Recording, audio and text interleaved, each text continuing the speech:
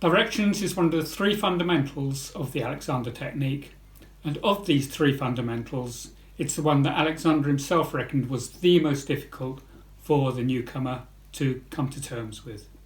That's not because directions are hard and difficult, it's because they are easy and simple, which we're not very good at generally. It's not our fault. Most of us, more or less from the day we're born, are taught that unless you put a lot of effort into something, then you're not going to get anything worthwhile out of the other end. Now, fortunately or unfortunately, that does seem to be true for most things in life, but there are a few exceptions, and directions is very much one of those exceptions. The harder you try with this, the more you might as well not bother.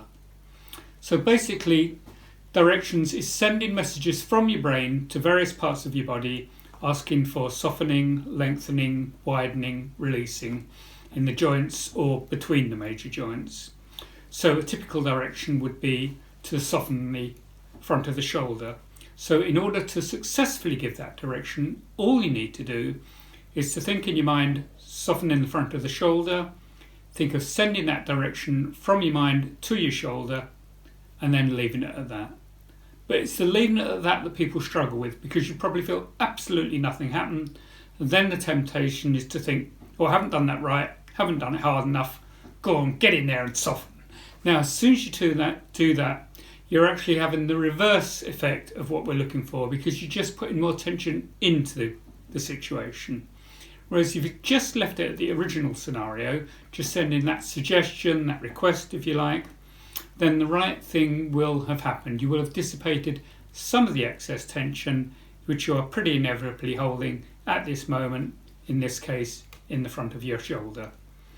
But it is tricky. I mean, if you're, say, lifting a heavy weight and you think, I've got to give that direction to soften in the shoulders, but I can't because I'm putting a lot of effort into that, that's wrong. You could still give that direction. And that way, gradually you start to use your whole body more and more efficiently and put less effort into things for the same result in the end. Now, when I first started with directions, what used to work very well for me is if I just imagine each of my joints as being made out of chocolate that's been laid out in the sun too long. So I just think, just softening the shoulder, and I imagine it being a chocolate that's just melting a little bit in the sunshine. Softening the elbow, just melting that chocolate in the sunshine, etc. Now, if that works for you, fine. If you want to use a different analogy, that's fine. If you don't like analogies, you just want to think of softening in the shoulder, that's all fine.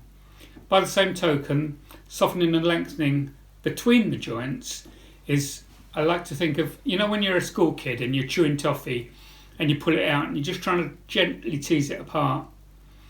So again, when I was new to this, that used to work nicely for me. I just think of just gently tease toffee, shoulder to elbow, elbow to wrist, etc., etc. And gradually, through giving directions regularly, you start to use your whole skeletal muscular system more and more efficiently, less and less abuse going on in the system, so that you achieve the same amount of work by apparently putting a lot less effort in. Thank you very much.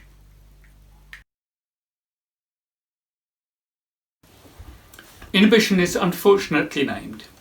Alexander actually started using the word before Freud, but it's the Freudian meaning of the word that most of the general public pick up on, which is about actually being inhibited, which has obviously got lots of negative connotations.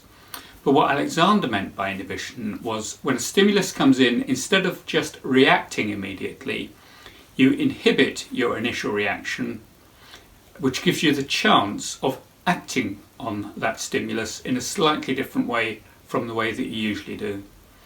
Which might sound a bit tedious, but it actually gives you the chance of doing things differently and hopefully, at least occasionally, a little bit better, instead of just being a slave to your habitual reactions, repeating them over and over again.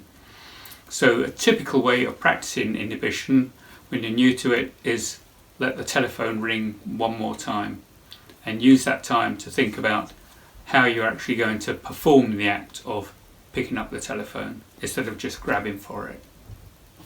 Good luck. Alexander didn't discover primary control. It was discovered many years before he was born by some very cruel experiments with animals. But Alexander was probably the first person to realise its importance so far as human beings goes. Fundamentally, what primary control is about is that they found that all animals with spines, with backbones, when they are about to move, the head will lead the movement and then the body will follow if it is using itself freely and naturally. So if a cat, for instance, is going to move forwards, just before it moves, its head will just come out from its body a little bit and then its body will just trickle along behind. If it wants to move left, right, up, down, its head will move in that direction and then its body will follow. Now, when we come to human beings, things get a little bit more complicated because you need to bring vectors into the equation because we're now upright. Nonetheless, the same fundamentals apply. If I'm using myself freely and naturally, just before I move, my head just rolls a little bit forward and up, and then my body will just follow that movement in a very free-flowing manner.